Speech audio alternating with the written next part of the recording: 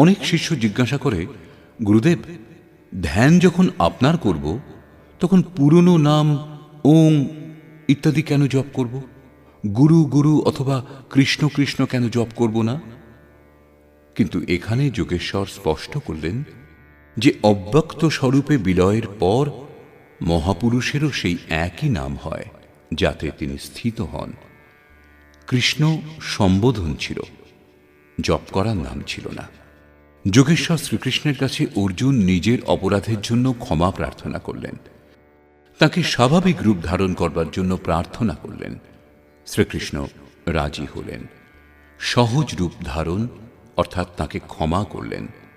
অর্জুন নিবেদন করলেন,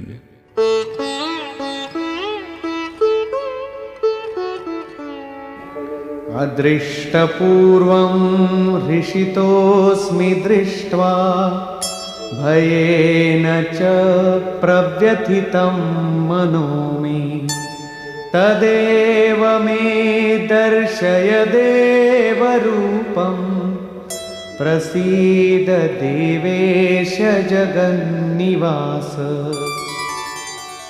এখনো পর্যন্ত অর্জুনের সমক্ষে যোগেশ্বর বিশ্বরূপে দাঁড়িয়ে। সেই জন্য অর্জুন বলছেন, যা পূর্বে আমি দেখিনি, আপনার সেই আশ্চর্যময় রূপ দেখে আমি আনন্দিত হয়েছি এবং আমার মন ভয়ে অত্যন্ত ব্যাকুল হয়েছে। আগে সখা বলে মনে করতেন, ধনুর্বিদ্যায় নিজেকে শ্রেষ্ঠই মনে করতেন, কিন্তু এখন প্রভাব দেখে ভয় হয়েছে। পূর্ব অধ্যায়ে প্রভাব শুনে তিনি নিজেকে জ্ঞানী বলেই ভেবেছিলেন। জ্ঞানী কোথাও ভয় পান না। বস্তুত প্রত্যক্ষ দর্শনের প্রভাব বিলক্ষণ হয়। সবকিছু শোনা ও স্বীকার করার পরও সেই পথে চলে সমস্ত জানা বাকি থাকে। তিনি বলছেন, যা পূর্বে দেখিনি, আপনার সেই রূপ দেখে আমি আনন্দিত হয়েছি, আমার মন ভয়ে ব্যাকুল হয়েছে। অতএব হে দেব, আপনি প্রসন্ন হন। হে দেবেশ, হে জগন্নিবাস, আপনি আপনার সেই রূপই আমাকে দেখান। কোন রূপ? किरीटिनं गदिनं चक्रहस्तं इच्छामि त्वां द्रष्टुमहं तथैव तेनैव रूपेण चतुर्भुजेन सहस्रबाहो भव विश्वमूर्ते। আমি আপনাকে পূর্ববৎ সেই কিরীট, গদা ও চক্রধারী রূপে দেখতে ইচ্ছা করি। সেই জন্য হে বিশ্বরূপ, হে সহস্রবাহু, আপনি আপনার সেই চতুর্ভুজ স্বরূপ ধারণ করুন। কি রূপে দেখতে চাইলেন? চতুর্ভুজ রূপে। এখন দেখতে হয় চতুর্ভুজ রূপটি কি। শ্রী ভগবান উবাচ,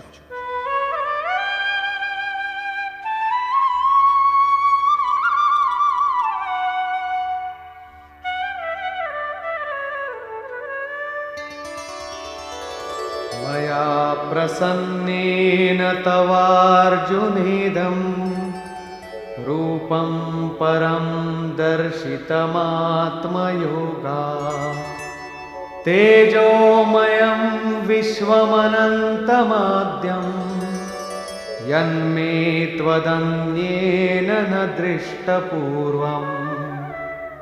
অর্জুনের এইরূপ প্রার্থনা শুনে শ্রীকৃষ্ণ বললেন, অর্জুন, আমি অনুগ্রহপূর্বক স্বীয় যোগ শক্তির প্রভাবে আমার পরম তেজময়, সকলের আদি এবং অন্তঃশূন্য বিশ্বরূপ তোমাকে দেখালাম। তুমি ভিন্ন অন্য কেউ পূর্বে এই রূপ দর্শন করেনি।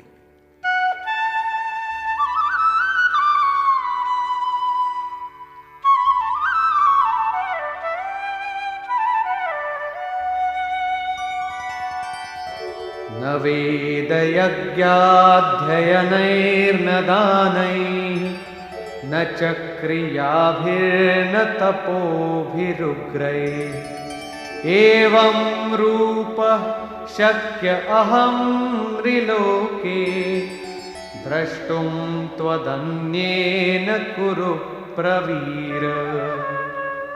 অর্জুন, এই মনুষ্য লোকে বেদ দ্বারা, যজ্ঞ দ্বারা, অধ্যয়ন দ্বারা, ক্রিয়া দ্বারা বা কঠোর তপস্যা দ্বারাও আমার এই বিশ্বরূপ তোমা ভিন্ন কেউ দর্শন করতে পারেনি। অর্থাৎ তোমা ভিন্ন অন্য কেউ এই রূপ দর্শন করতে পারবে না। তাহলে গীতাশাস্ত্র আপনার জন্য নয়? ভগবত দর্শনের যোগ্যতাও অর্জুন পর্যন্তই সীমিত থেকে গেল। কিন্তু পূর্বে বলেছেন, অর্জুন রাগ, ভয় এবং ক্রোধ রহিত হয়ে অনন্যভাবে আমার শরণাগত বহু লোক জ্ঞানরূপ তপস্যা দ্বারা পবিত্র হয়ে সাক্ষাৎ আমার স্বরূপ লাভ করেছেন।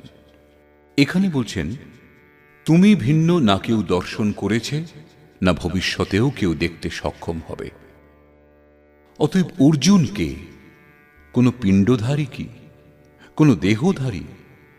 না, বস্তুত অনুরাগী অর্জুন। অনুরাগ রহিত পুরুষ কখনো দর্শন পাননি এবং ভবিষ্যতেও দর্শন পাবেন না। সর্বদিক থেকে চিত্তকে সংযত করে একমাত্র ইষ্টের অনুরূপ রাগই অনুরাগ। অনুরাগের দ্বারাই ভগবৎ প্রাপ্তির বিধান।